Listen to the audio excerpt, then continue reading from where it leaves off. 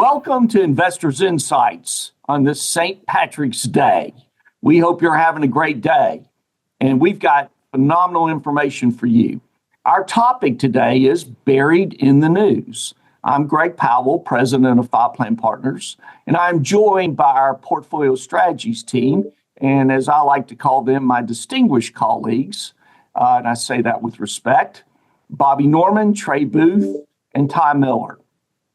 I always enjoy our meetings, and especially today, buried in the news. So often, and it's one of the main reasons we do this vlog, so often the information you need to know in relation to your portfolio and financial blueprint is not showing up in the news. And today we're going to highlight some things that we think will be very beneficial to you as you attend your St. Patty's Day party today, continue to celebrate through the week, share ideas with family, friends, and colleagues. So with that, Bobby, I'd like to go to you first because you started off the meeting talking about corrections, pullbacks, and drawdowns, and that's a topic that gets everybody's attention. But talk about what's buried in the news. Yeah, so with the market having another down week and the word correction being used a lot last week, I want to talk about how market pullbacks are actually normal from a historical perspective. So only in a few weeks, the broader market has gone from record highs to correction territory. And that's marked by a drawdown of at least 10% from a recent high. And so the sharp drop in equity markets has been painful, especially given that the selling pressure started at a fresh record high just February 18th. However, the facts are that the downside rate of change in current drawdowns is nothing out of the ordinary.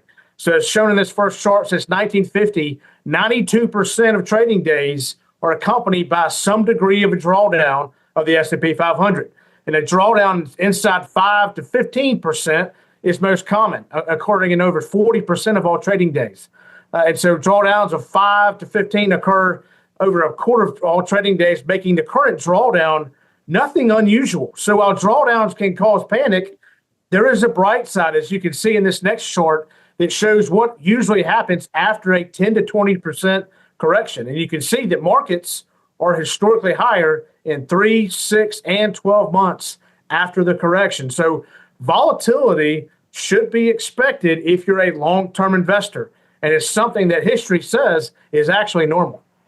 Yeah, and let me say this, Bobby, you jogged my memory in the meeting this morning, but when Trump was president the first time, this administration, in that year, we were having this kind of situation occur. And if my memory serves me right, as we got into September, we had North Korea firing missiles. We had China acting up. They were saying the tax cuts would never get passed. There was a lot of volatility. Fundamental analysis was saying one thing, technical analysis was saying another. And we took action on that. Doesn't mean it's going to happen that way again. As we like to say here, history doesn't repeat itself, but it sure does rhyme.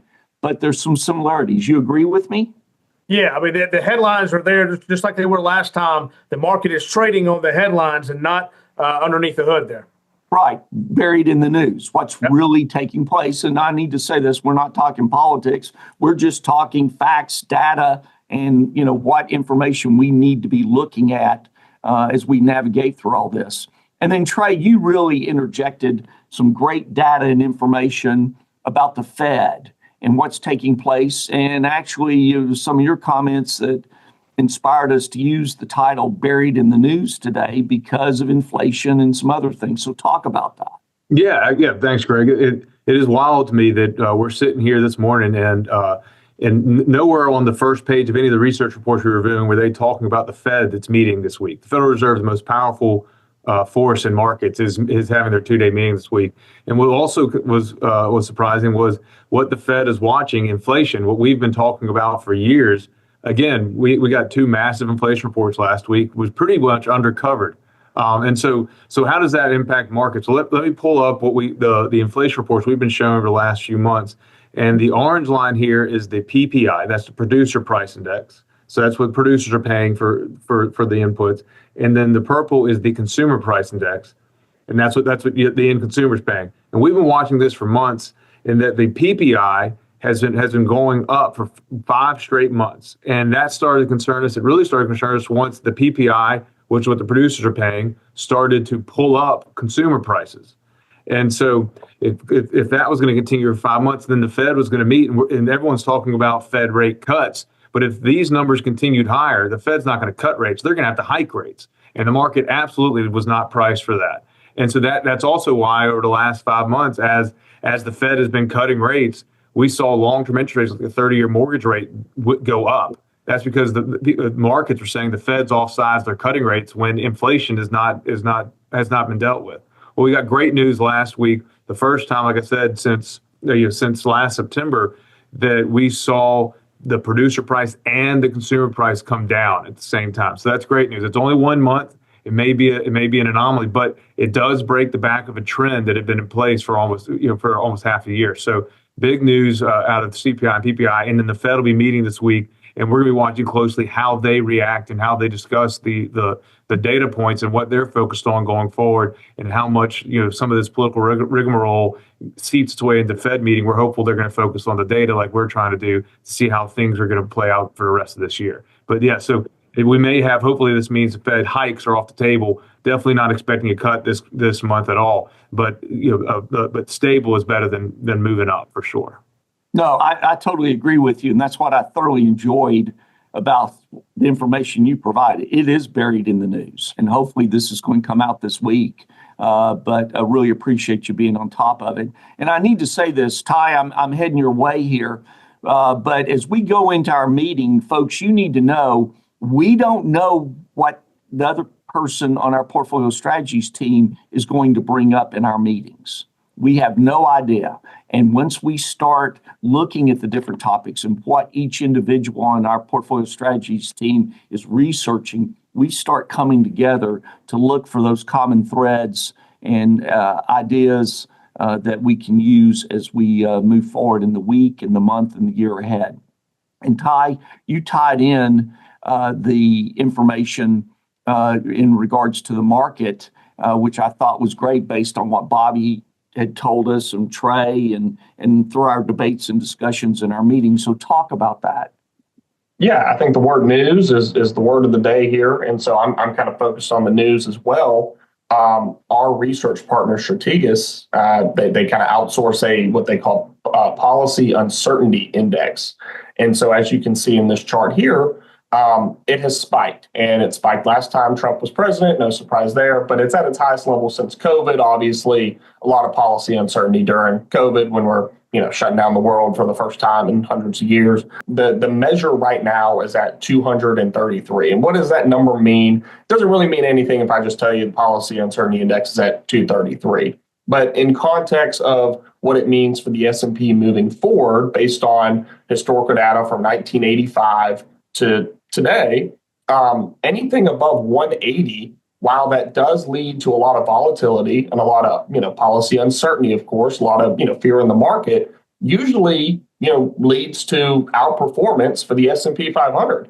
As you can see here, the 3-month return, anytime the uncertainty index is above 180, is about 6% in 3 months. 6-month return, 11%, and a year later, we're talking about over 20%, and so. Volatility doesn't just work to the downside. Volatility can also work to the upside for investors. And so, again, it's not something we're predicting. As Bobby alluded to, we kind of had some pullbacks and things like that. We're not saying this is how it's going to be. But what we're saying is policy uncertainty doesn't always lead to bad outcomes. No, and just because it's in the headlines doesn't mean it's going to happen. So as I've said before, this is the attention economy, and the headlines are out there. And so we need to be looking at all the facts and data behind those headlines. And so really appreciate that insight. And folks, we want you to have a great week. We hope you'll continue to watch our vlogs, pass them on to friends, colleagues, neighbors. In addition to that, as always, technology-wise, high tech, high touch is our motto here, in which we want to get you information. We will meet with you one-on-one. We'll have the Zoom, WebEx meetings, the phone calls. If you have questions or additional topics you want us to discuss in our vlog, we're more than happy to hear about those. And then on LinkedIn, Twitter, Facebook, YouTube, our podcast, we are bringing information constantly in a lot of different directions to keep you informed so you just don't have to rely on what the headline is on your phone that you're seeing every few minutes. We want to present you facts and data. So keep that in mind. We appreciate you believing in us. And every day, I always like to conclude by saying we're striving to see to it that our clients' lives are better, richer, fuller. We thank you. Happy St. Patrick's Day. Celebrate, enjoy, and don't let the headlines worry you too much. Take care.